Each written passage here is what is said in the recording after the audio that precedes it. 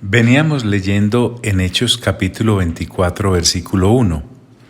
5 días después descendió el sumo sacerdote Ananías con algunos de los ancianos y un cierto orador llamado Tértulo, y comparecieron ante el gobernador contra Pablo.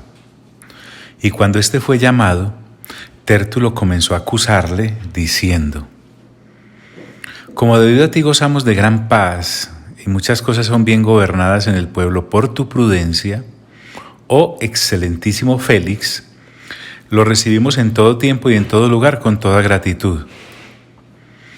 Pero por no molestarte más largamente, te ruego que nos oigas brevemente conforme a tu equidad, porque hemos hallado que este hombre es una plaga y promotor de sediciones entre los judíos por todo el mundo, y cabecilla de la secta de los nazarenos. Intentó también profanar el templo, y prendiéndole quisimos juzgarle conforme a nuestra ley. Pero interviniendo el tribuno Licias, con gran violencia le quitó de nuestras manos, mandando a sus acusadores que viniesen a ti. Tú mismo, pues, al juzgarle, podrás informarte de todas estas cosas de que le acusamos. Los judíos también confirmaban diciendo ser así todo. Habiéndole hecho señal el gobernador a Pablo para que hablase, éste respondió: Bueno, como vemos, pues Pablo no tenía un Tértulo que hablase por él. Por eso se hace cargo de su defensa. Y vamos a ver cómo lo hace. Entonces comienza Pablo su defensa de esta manera previa autorización de Félix. Porque sé que desde hace muchos años eres juez en esta nación, con buen ánimo haré mi defensa. Aquí encontramos la primera gran diferencia con Tértulo. No hay adulaciones, pero le habla respetuosamente al gobernador y juez. Es que Tértulo era un sobasolapa, pues increíble. Y Pablo le dice a Félix: con buen ánimo haré mi defensa. Félix era conocedor de las costumbres judías. Indudablemente el cargo de gobernador lo ocupaba hacía una buena cantidad de años. Pensemos entonces que Pablo descansa en este conocimiento que tiene su juez de las costumbres judías para hablar de la siguiente manera: con buen ánimo haré mi defensa. Como tú puedes cerciorarte, no hace más de 12 días que subí a adorar a Jerusalén. Desde el principio, Pablo comienza a derribar una por una, a desestimar una por una las acusaciones que Tértulo le ha lanzado. Lucas nos cita lo de la semana porque si necesitaba Félix verificar algo, los hechos aún estaban frescos. Y miren que Pablo es claro cuando dice: subí a adorar, no a amotinarme, es lo que tácitamente está diciendo. Como tú puedes cerciorarte, no hace más de 12 días que subí a adorar a Jerusalén. Y no me hallaron disputando con ninguno. En este punto está negando la sedición, ni amotinando a la multitud. Porque recuerden que Pablo no arengó a nadie. Allá en el templo él estaba calladito por allá en un rincón. Entonces también empieza a desmontar esta acusación mostrando lo ridículo de lo que sería una sedición de una sola persona. Entonces, ni amotinando a la multitud, nunca Pablo hizo eso, ni en el templo. Él simplemente estaba allí en el templo presentando sus votos. Es más, pasó unos 5 días dentro de ese templo y no había amotinado a nadie. Ni en las sinagogas, porque habían dicho que Pablo iba por todo el mundo haciendo cosas sediciosas. Ni en la ciudad. Hasta aquí, reconozcámoslo. Pablo es un excelente ciudadano. Es más, sus acusadores eran los que habían provocado el levantamiento. Todo estaba tranquilo hasta que ellos empezaron a gritar y a acusarlo de estas cosas. Y ahora remata diciendo: ni te pueden probar las cosas de que ahora me acusan. Es que no las pueden probar porque nunca existieron. Entonces, una vez desestimadas las acusaciones de manera contundente por parte de Pablo, haciendo arte de su defensa, dice algo interesante: pero esto te confieso. Parece que Pablo está listo para admitir algo de lo que sí se confiesa culpable. ¿Se imagina la expectativa que hubo en el auditorio? Pero esto te confieso. Miren qué hermosura. Que según el camino que ellos llaman herejía, aquí en nuestras Biblias camino está con C mayúscula. Recordemos que le habían dicho plaga, le habían dicho líder de secta, pero Pablo aclara que ni es una secta, ni él es una plaga. Lo llama camino. Lo que ellos llaman secta es el camino. Pablo no dice un camino. Pablo no dice uno de tantos caminos. El camino que ellos llaman herejía. O sea, una cosa es lo que ellos están diciendo y otra cosa es lo que yo hago. Así sirvo al Dios de mis padres. Entonces Pablo está en un tribunal romano y allí, ese tribunal romano, cuando él expone su defensa, lo usa para predicar del mismo Dios al cual le sirve. Él no se puso a lucurar, él no se puso a hablar de otro tema, él empieza a hablar de lo que siempre Pablo nos habla. Así sirvo al Dios de mis padres, creyendo todas las cosas que en la ley y en los profetas están escritas. Pablo es un creyente de pura cepa. Cuando cita la ley y los profetas, nuevamente Pablo basa su defensa en el escrito está. Pablo está diciendo, soy fiel a las escrituras, pero tácitamente está diciendo, ellos no. McLaren, uno de nuestros comentaristas invitados, dice, Pablo insinúa que ellos no creen ni en la ley ni en los profetas. De otra manera, ellos también hubiesen sido nazarenos. Ellos son los incrédulos, es lo que Pablo está diciendo. Entonces, creyendo todas las cosas que en la ley y en los profetas están escritas, teniendo esperanza en Dios.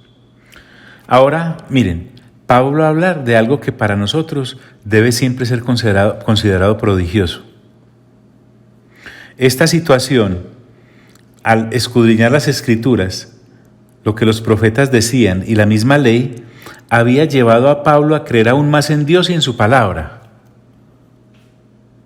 Entonces, recordemos que cuando él habla de la esperanza, está hablándonos de la resurrección y más adelantico lo va a aclarar. Y recordemos que en su defensa anterior, para evitar ser golpeado, cuando estaba haciendo defensa ante el tribuno, él apeló al conocimiento de la resurrección de aquellos que, entre los que los acusaban, que eran fariseos, también creían, la cual ellos también abrigan. Pablo ahora hace lo mismo. Involucra a los fariseos que hay entre ellos, porque entre los que lo acusaban también había personas que creían en la resurrección de entre los muertos, la cual ellos también abrigan de que ha de haber resurrección de los muertos. Vuelvo y te hago notar, esta es una declaración formidable en un tribunal de este calibre romano. Es que Pablo está ante un gobernador, le han concedido audiencia, y él está siendo fiel, Pablo, a la comisión que el Señor Jesús le ha dado desde el mismo momento en que lo llamó en Hechos capítulo 9. Recuerden, allá está la comisión que el Señor Jesús le da. Se la reafirma cuando se le presenta en Corinto y se la vuelve a afirmar cuando en Jerusalén él le dice: no temas, que de mí también darás testimonio en Roma. Y aquí Pablo pues está yendo hacia Roma, pero mientras tanto sigue dando testimonio acerca del Señor Jesús, de que ha de haber resurrección de los muertos, así de justos como de injustos. Entonces, a la vez que Pablo está haciendo su defensa, está involucrando a todos los que lo están escuchando. Es que ahí estaba Félix y estaban algunos funcionarios romanos, obviamente. Había soldados. Pablo habla a la humanidad en general e inclusive a sus mismos acusadores trata de involucrarlos en esto de creer en Cristo Jesús. Y para eso echa mano del concepto resurrección.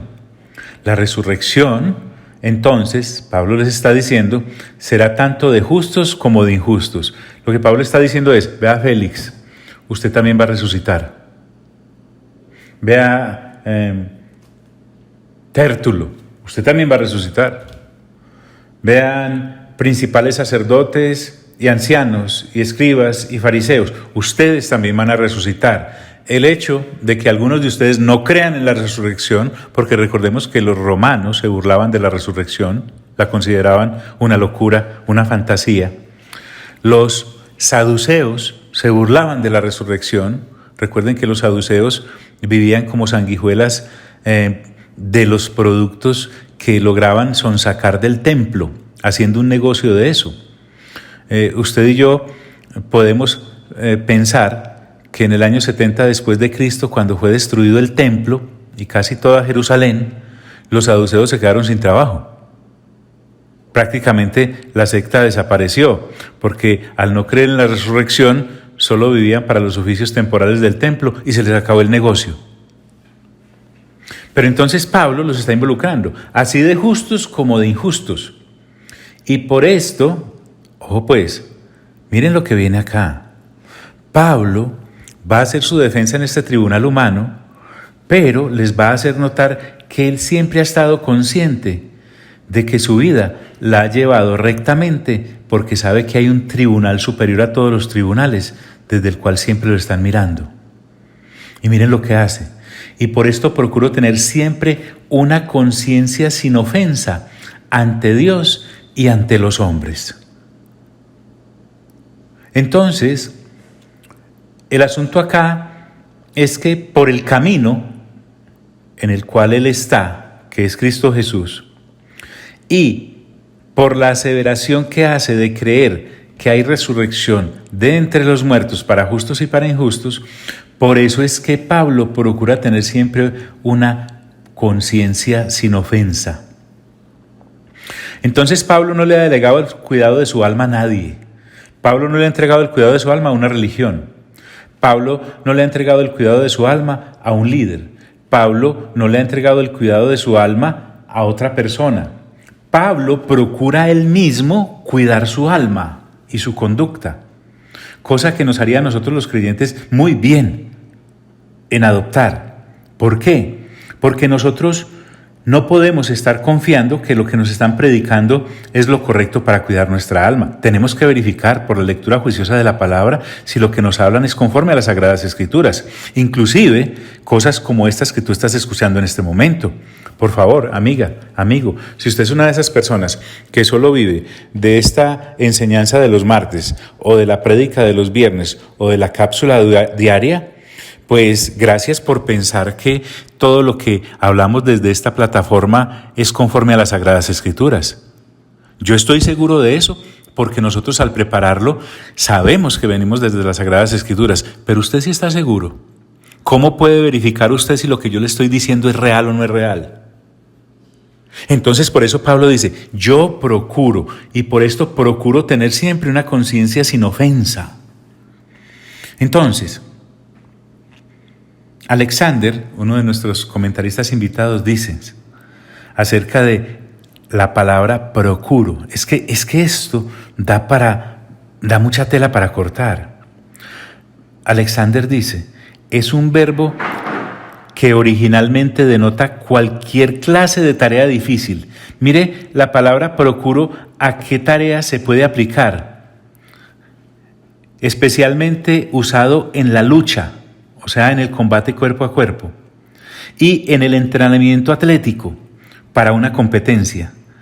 Esta palabra es la que Pablo toma para decir que él procura, es decir, en su disciplina moral, él de la manera más severa procura constantemente y de forma habitual, como si fuera un entrenamiento de mucha disciplina, para que de manera sistemática y metódica cuide su alma y así pueda tener una buena conciencia en cuanto a lo que cree y en cuanto a lo que predica de lo que cree. Y por esto procuro tener siempre una conciencia sin ofensa. Miren qué interesante lo que dice Pablo, tener siempre. Disculpe, no estoy abusando de su comprensión. Quiero ser muy claro en lo que expongo. No era de vez en cuando. O sea, Pablo no tenía un día en la semana para cuidar su conciencia.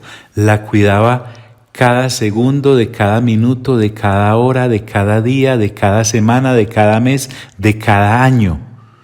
Pablo entonces me está diciendo que siempre procuraba tener una conciencia sin ofensa. Ese siempre, dice un comentarista, Knowling, que el apóstol consideraba que todo el propósito de su vida era estar libre de sospecha de tales acusaciones como las que en este momento estaban trayendo contra él. Ese siempre, escuche bien, entonces nos debe a nosotros hacer reflexionar y pensar ahora, ¿será que siempre en cada una de mis actuaciones, cuando estoy a solas o en público, procuro yo tener una buena conciencia delante de Dios y de los hombres? El siempre significa a través de todo aquí, en todas las maneras, a través de todas las cosas. Y Pablo echa mano de un vigilante interno que todos tenemos, la conciencia, la que internamente me hace saber si estoy viviendo conforme a o no lo estoy viviendo. Pero además, Pablo no está confiando en su propia conciencia, porque la conciencia a veces de uno puede ser muy elástica, más larga que un resorte de largo alcance. No, él está sujetando su conciencia a lo que Dios piensa. Entonces es una conciencia reflexiva a la que ahora Pablo acude.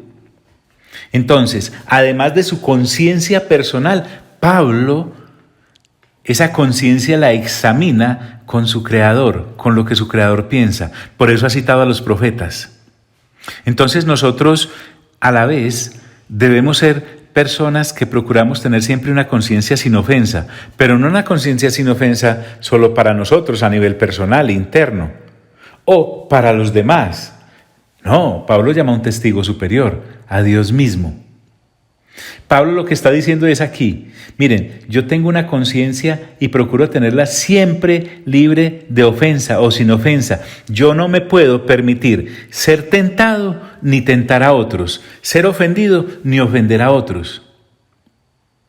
Entonces Pablo me está diciendo que un creyente real debe evitar ofenderse él mismo, creyendo cosas superficiales, porque yo puedo darle a mi alma un alimento que no es el puro de la palabra y entonces no estoy alimentando bien mi conciencia. Pablo está diciendo, yo debo procurar siempre estar recto desde adentro, no solamente lo que los demás ven.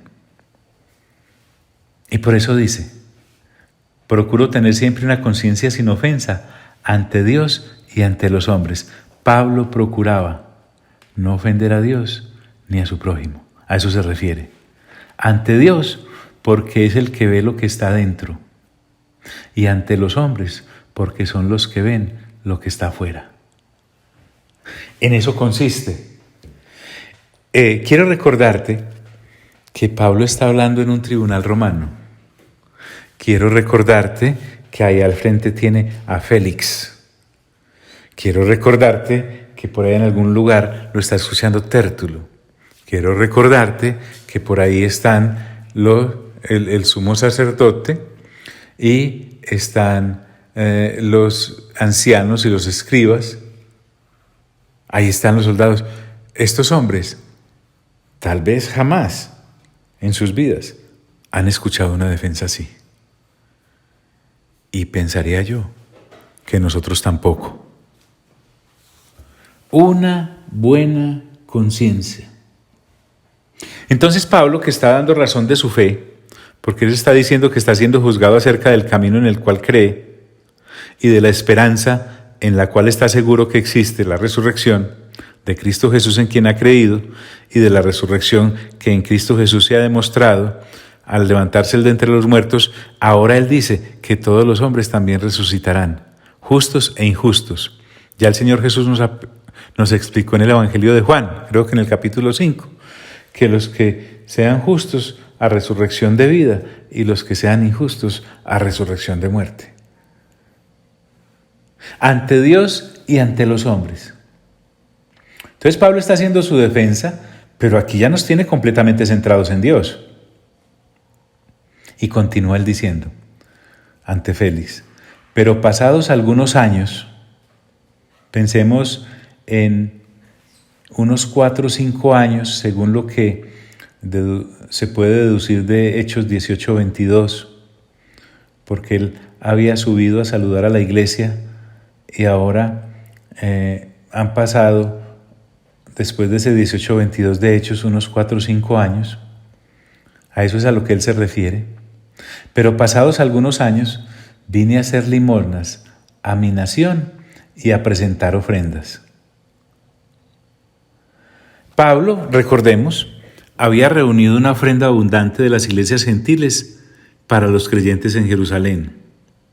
Ofrenda que además de suplir las necesidades de los creyentes que en Jerusalén estaban en pobreza, también afianzaría la relación entre las iglesias gentiles y la iglesia judía, dándonos entonces a entender lo que en el capítulo 2 de Efesios Pablo llama que de los dos pueblos Dios había hecho uno en Cristo Jesús.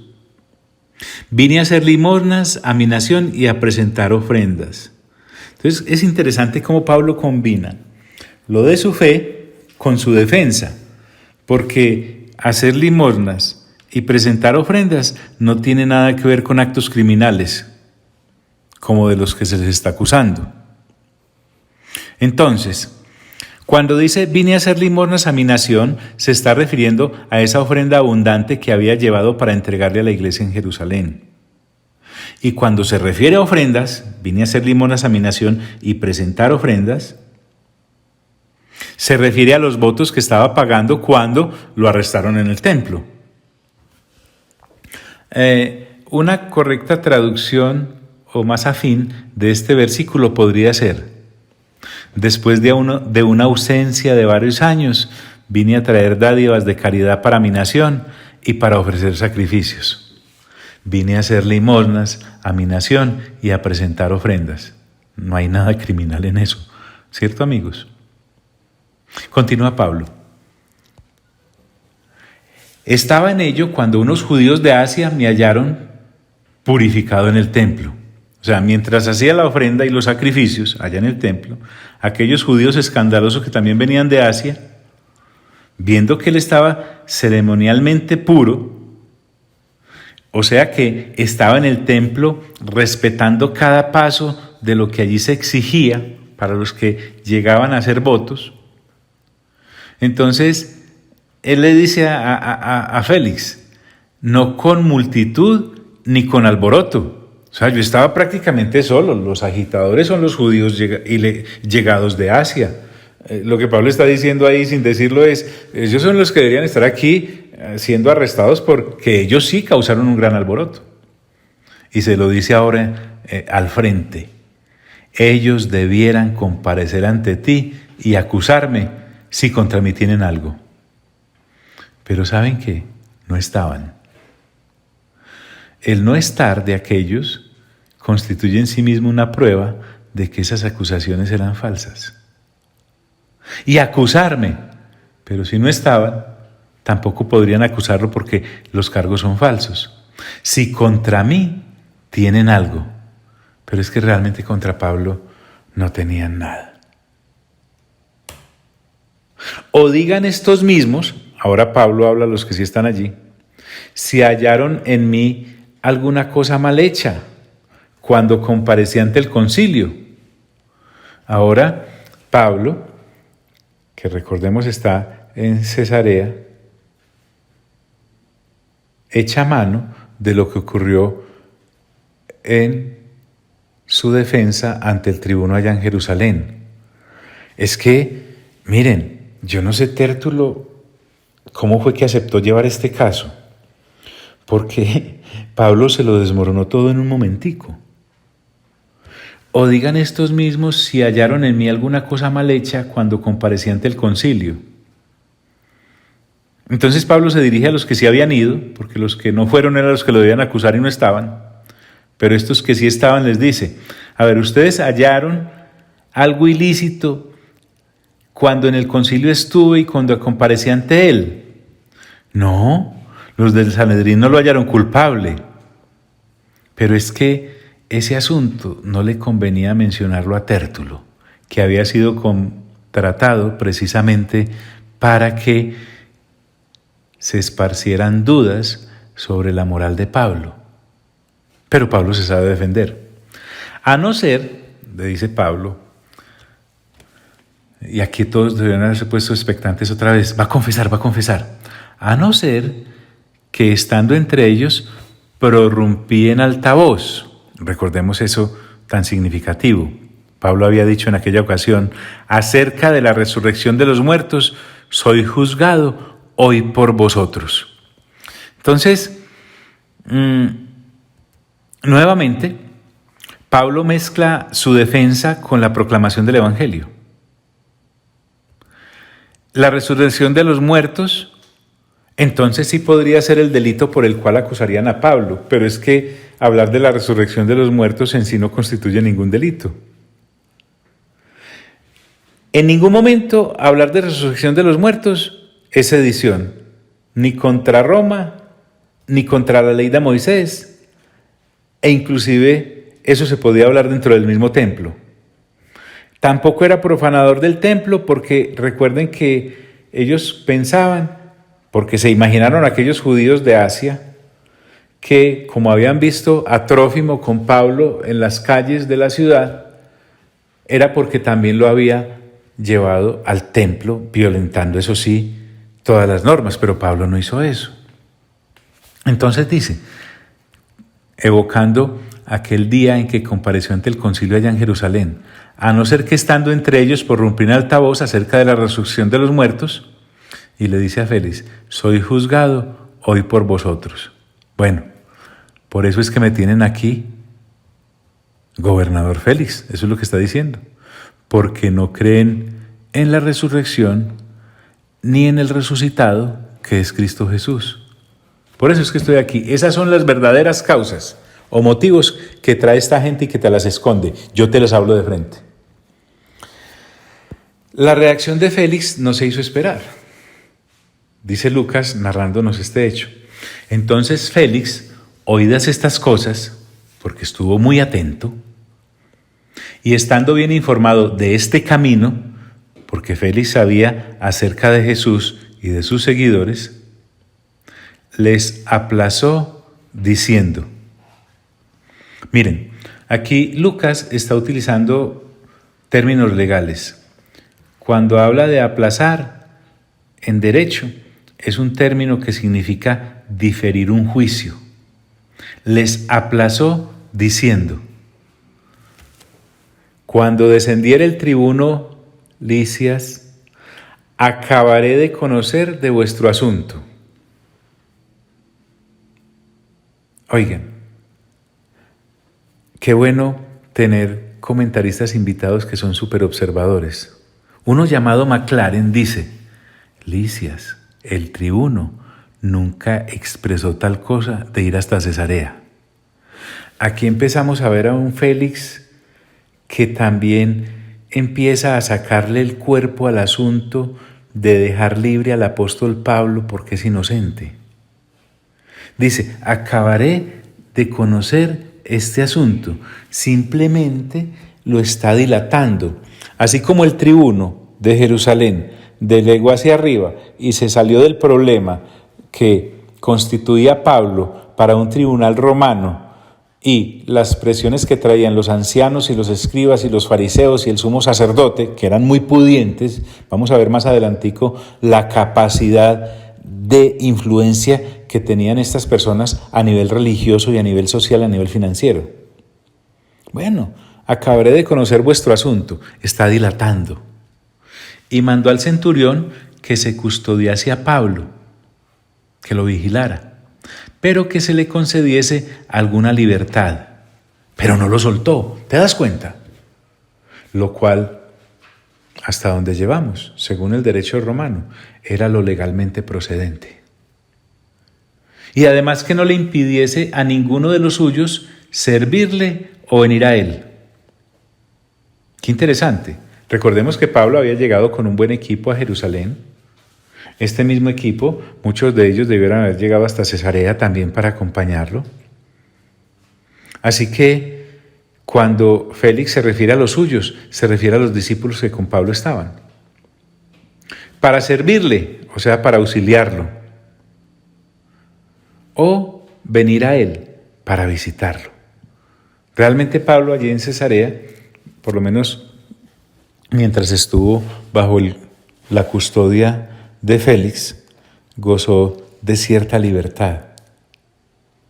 Pero como vamos a ver, son 2 años injustamente arrestado.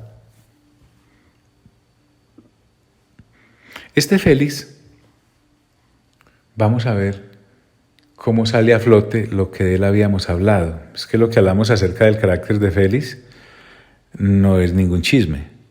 Eso está todo dateado con los historiadores del momento.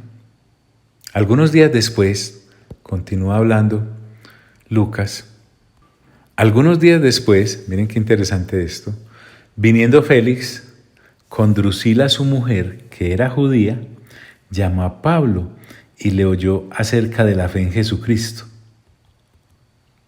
Y uno dice: wow, mira, algo de piadoso tiene este Félix. Sin embargo, lo que vamos a ver es que está dilatando el asunto de soltar a Pablo, lo cual quiero adelantarles, nunca hizo.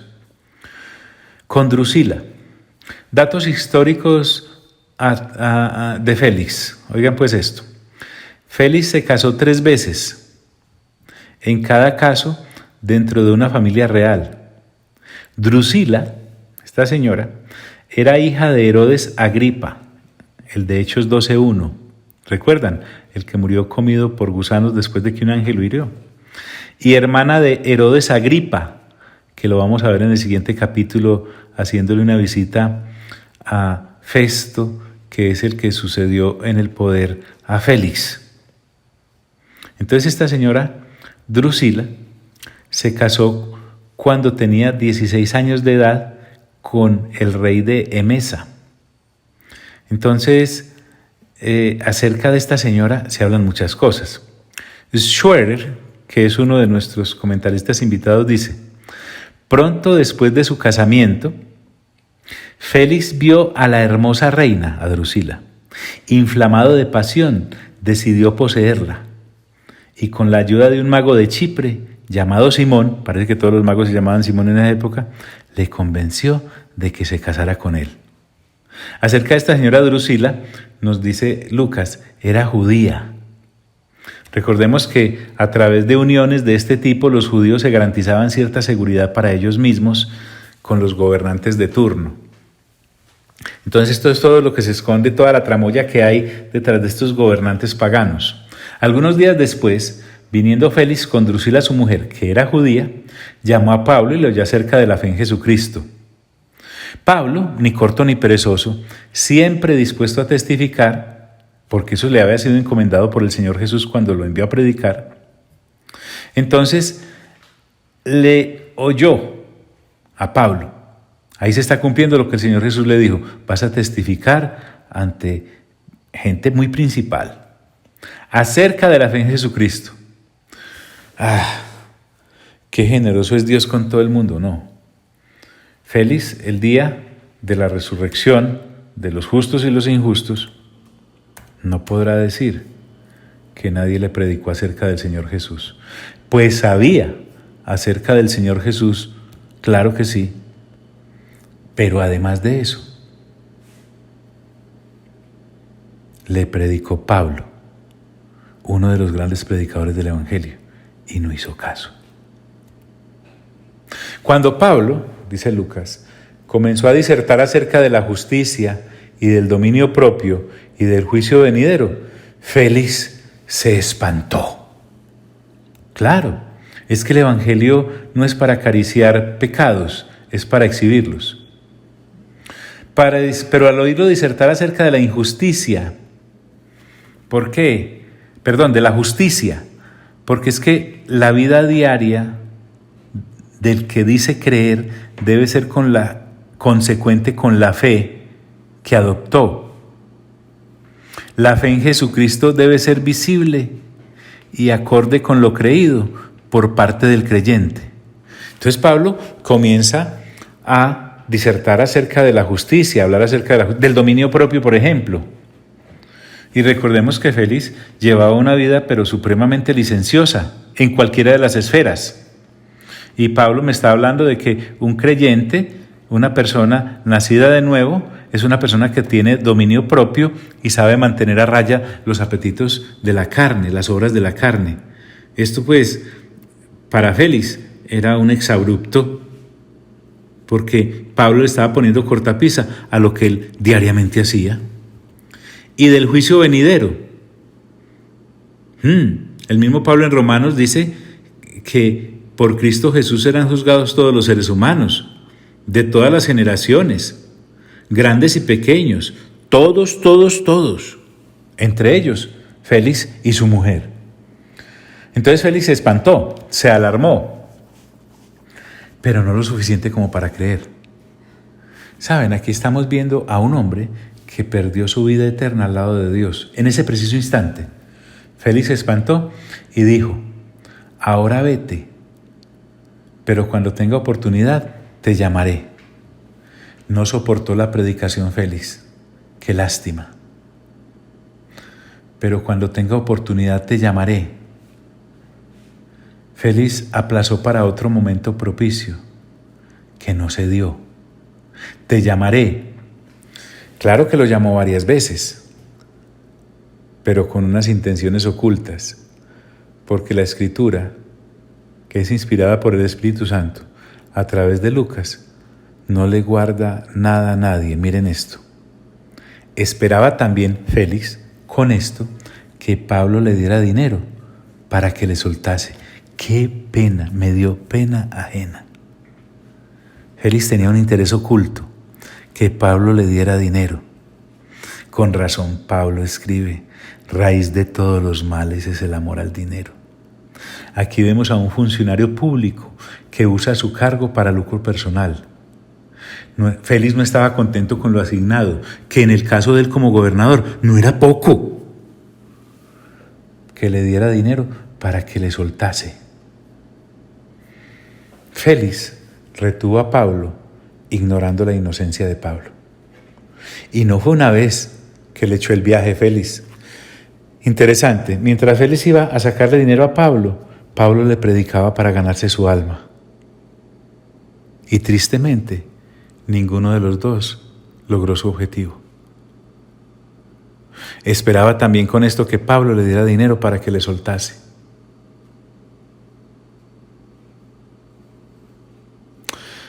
Triste, muy.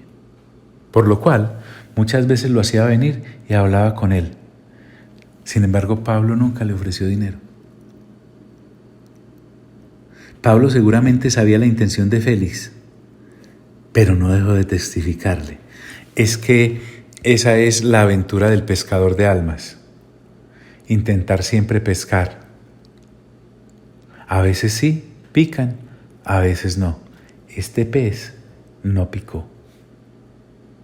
Pero al cabo de 2 años, miren que es que uno de versículo en versículo va pensando que no ha pasado nada de tiempo, pero son 2 años, dice, pero al cabo de 2 años recibió Félix por sucesor a Porcio Festo. Qué arresto tan prolongado. Y llegó el reemplazo para el cargo que ocupaba Félix. Acerca de Porcio Festo, que lo vamos a ver más adelante en todo su esplendor, dice Schroeder, un comentarista, Festo era un hombre que, aunque estaba dispuesto a obrar justamente, eso lo pensaría yo mucho, se encontró muchas veces imposibilitado para deshacer los males dejados por sus predecesores. Es que lo que Félix le va a dejar a Porcio Festo es casi que un nudo gordiano. Y vamos a mirar que Festo tampoco pudo desatar este nudo. Pero al cabo de 2 años recibió Félix por sucesor a Porcio Festo.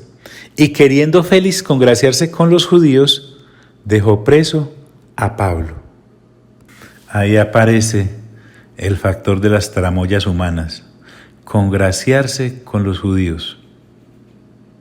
Tráfico de influencias. Dejó preso a Pablo. Hizo lo mismo que Lisías. Le dejó el asunto a otro. Es que el cohecho era una práctica de los gobernantes. Josefo, el ilustre historiador judío, dice: Albino, sucesor de Festo, permitía por dinero a las personas inculpadas de robo que fueran liberadas por dinero, y nadie permanecía en prisión como malhechor, solo los que no le dieran nada. Esa es la clase de moral de estos funcionarios.